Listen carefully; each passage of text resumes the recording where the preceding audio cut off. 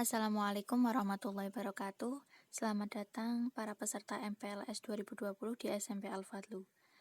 Pesan sebelum kita memulai MPLS kali ini adalah semangat belajar dan terus berkarya bagi kalian semuanya. Di sini Ibu akan membahas materi MPLS yang bertemakan pengembangan mental agama di sekolah. Sebelumnya, perkenalkan nama Ibu, Bu Ainun Nihayah, bisa dipanggil Bu Ainun, asalnya dari Patebon, tepatnya di Desa Donosari, dan saya merupakan alumni UIN Wali Songo, Prodi atau jurusan Bahasa Arab. Nantinya akan mengajar di SMP Al-Fadlu ini materi Bahasa Arab di kelas 7 dan PAIBB di kelas 9. Sebelum kita membahas tentang pengembangan mental agama, kita harus tahu dulu tentang pendidikan agama. Pendidikan agama adalah unsur terpenting dalam pendidikan moral dan pembinaan mental.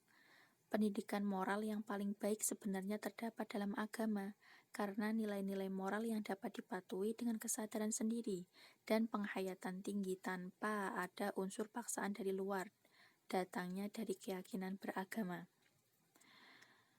Maksudnya adalah pendidikan agama itu sangat berpengaruh pada pengembangan mental agama seorang siswa. Jika pemahaman agamanya baik, maka biasanya pengembang atau mentalnya anak itu, mental atau sikap perilaku anak itu baik pula. Begitupun sebaliknya, jika pendidikan atau pemahaman agamanya kurang, biasanya sikap perilakunya itu juga kurang baik. Jadi berkorelasi atau berhubungan antara pendidikan agama dan atau pemahaman agama dengan pengembangan mental itu sendiri. Melihat dari sini, pendidikan agama di sekolah mendapatkan beban dan tanggung jawab moral yang tidak sedikit, apalagi jika dikaitkan dengan upaya pembinaan mental remaja. Usia remaja ditandai dengan gejolak kejiwaan yang berimbas pada perkembangan mental dan pemikiran, emosi, kesadaran sosial, pertumbuhan moral, sikap, dan kecenderungan, serta pada akhirnya turut mewarnai sikap keberagamaan yang dianut atau pola ibadah. Maksudnya adalah sekarang itu kalian sudah tambah besar. Sekarang kalian akan mengalami fase remaja, yaitu perpindahan antara fase anak-anak ke fase remaja. Dan pada fase ini kalian akan lebih berpikir lebih maju lagi, akan lebih bersosial lebih banyak lagi, dan akan bersikap mandiri yang harusnya lebih besar lagi. Apalagi sekarang kalian sudah menjadi seorang santri dan diharapkan dari orang tua kalian masuk di pondok itu akan melatih diri kalian untuk menjadi lebih mandiri lagi, yaitu tidak ketergantungan dengan orang lain. Seperti itu ya. Contoh kasus di kelas, siswa mulai tidak merespon materi agama yang diterangkan. Penyebabnya adalah kurangnya motivasi untuk memahami agama secara mendalam. Masih terdapat kasus siswa berkelahi atau saling membuli teman. Penyebabnya adalah kurangnya kecerdasan dalam mengolah luapan emosi yang muncul dalam usia remaja. Jadi salah satu kurang baiknya pengembangan mental pada anak itu dikarenakan dia kurang termotivasi untuk memahami agama secara mendalam. Karena agama yang baik itu akan memunculkan sikap atau moral yang baik. Begitupun kalau masih banyak anak yang suka membuli dan berkelahi, itu berarti juga dia dalam memahami agamanya kurang dalam, karena di dalam agama itu tidak melatih kalian untuk berkelahi dan saling mengejek, seperti itu. Itu korelasi antara pendidikan agama dengan pengembangan mental. Apa solusinya dari masalah itu? Solusi itu bukan hanya guru dan siswa, tetapi di sini saya menuliskan guru dan siswa. Sebenarnya itu semua aspek dalam kehidupan itu akan ikut serta mempengaruhi pengembangan mental agama pada diri siswa atau pada diri anak. Guru ya, salah satunya guru. Guru memberikan pemahaman tentang agama yang mudah ditangkap siswa. menggunakan cara yang tepat dalam mengolah mental keagamaan pada siswa. Jadi guru harus lebih intens lagi atau mendalam dalam memahami karakteristik tiap siswa, karena setiap siswa itu mempunyai watak yang berbeda-beda. Jadi guru harus lebih dekat lagi dengan setiap siswa agar dia bisa mengolah emosinya, agar dia bisa menjadi lebih baik mental agamanya,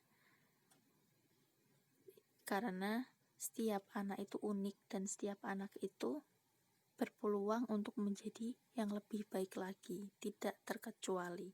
Kemudian siswa harus mempunyai niatan dan motivasi untuk memahami agama secara mendalam, mengupgrade diri atau memperbaiki diri untuk menjadi insan yang lebih baik dan agamis, khususnya mental agama sebagai seorang santri.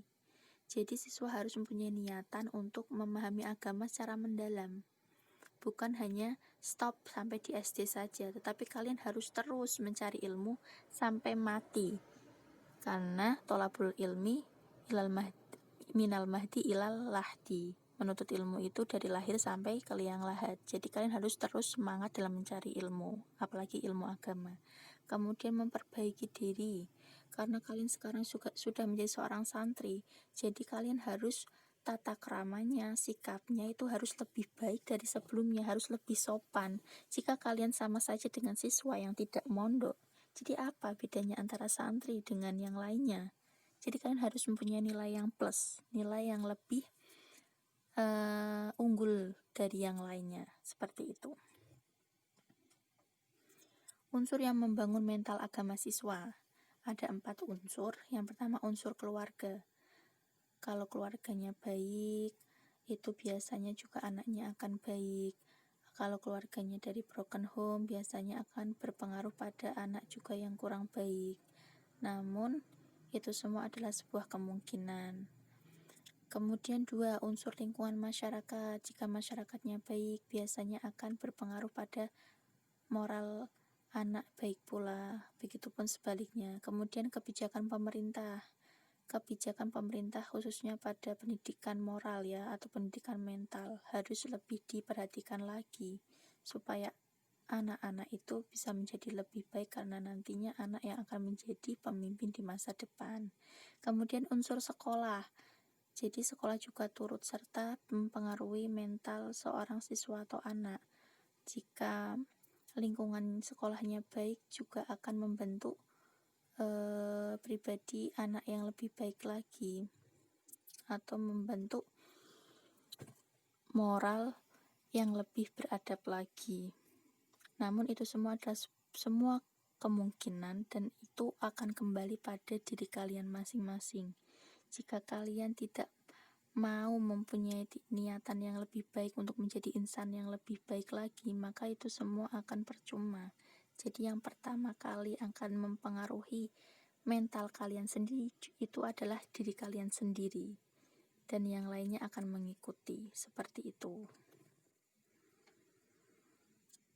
Tanpa adanya kerjasama terkait 4 unsur tadi, itu mustahil akan tercipta generasi muda remaja yang berkualitas. Jadi semuanya harus bekerja sama, bergotong royong, bukan hanya tugas guru, bukan hanya tugas siswanya itu, tetapi semuanya, karena semuanya juga ikut andil dalam membangun mental si anak.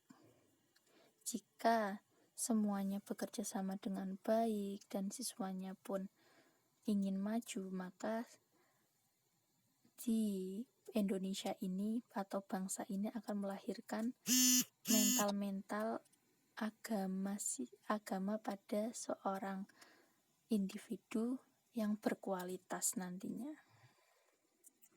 Sekian yang bisa Ibu sampaikan. Jika terdapat kata-kata yang kurang berkenan, jika ada kata-kata yang kurang baik dan kurang rapi, karena Ibu juga masih belajar, mohon maaf yang sebesar-besarnya. Terima kasih atas perhatian kalian. Wassalamualaikum warahmatullahi wabarakatuh. See you later.